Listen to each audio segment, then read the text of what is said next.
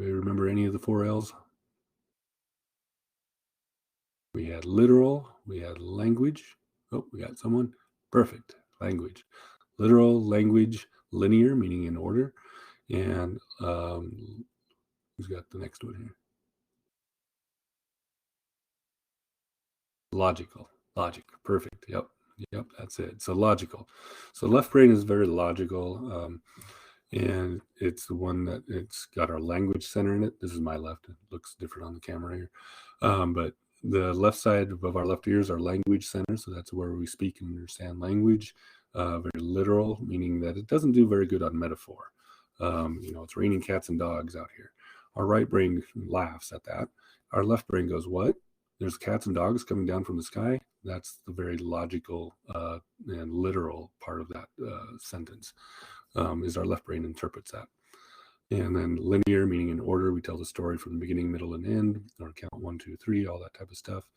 And the right brain is very well connected to the rest of our body, has deep roots into our left brain as well, left hemisphere.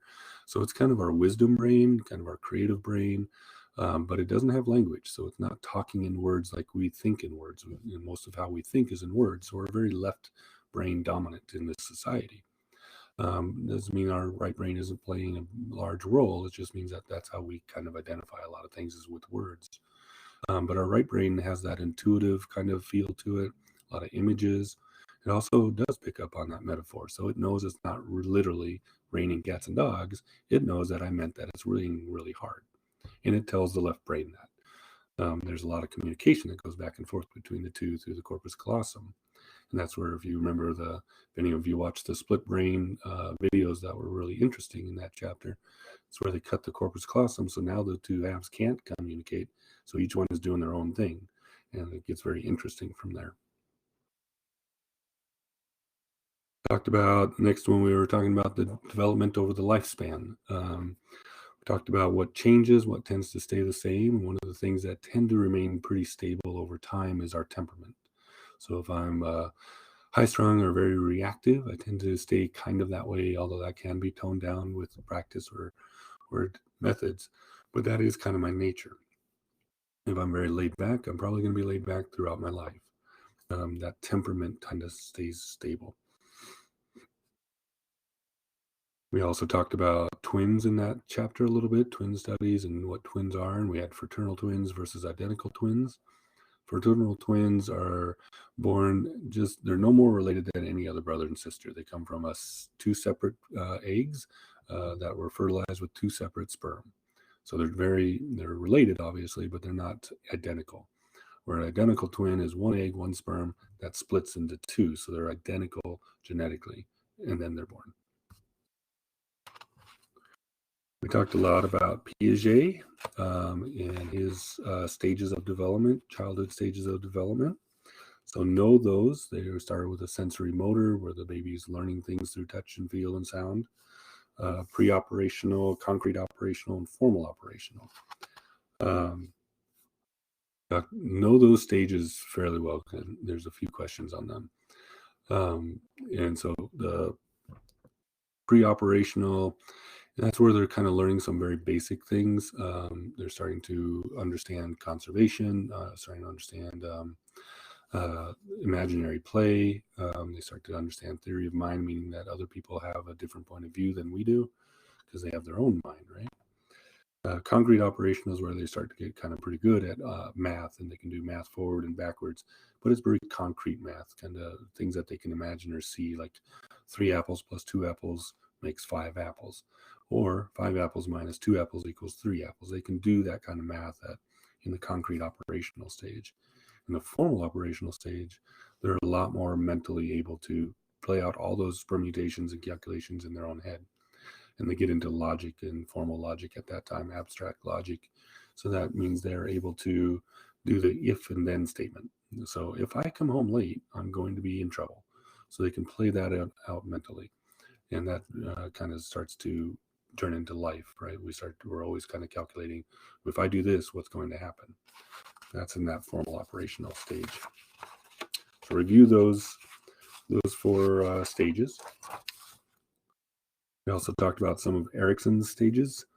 The main one that you want to kind of look at for Erickson is teenagers and what they're kind of trying to navigate and what they're working through. Almost done here. And then we get into what we just did today. So just remember the difference between sex and gender. I spent a little time talking about that. Sex is what we're born biologically, and gender is what our culture expects us to behave like. If I'm born a man with the sex organs of a man, that's my sex. And the male aspect, or what it means to be a man, comes from our culture. So sex versus gender. Know what the chromosomes are for men and women. Know what gender roles mean.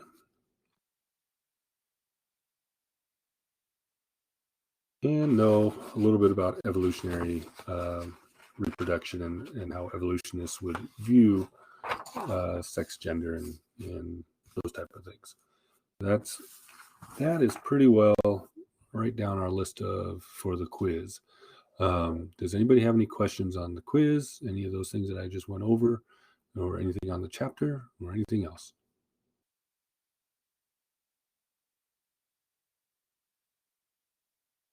All right, so let me give you time to ask any questions, but I'm going to start writing down everyone's names here.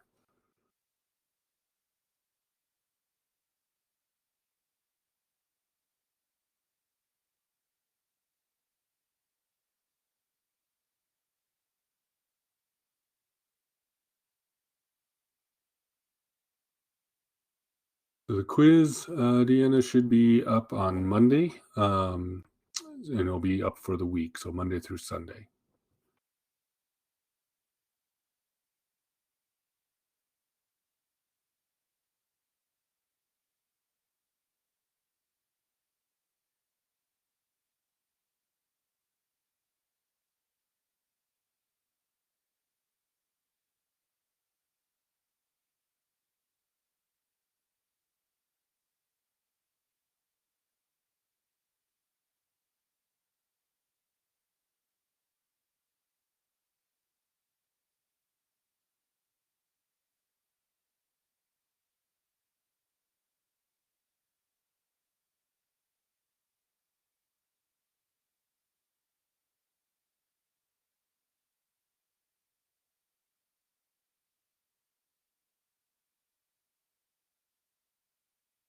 All righty.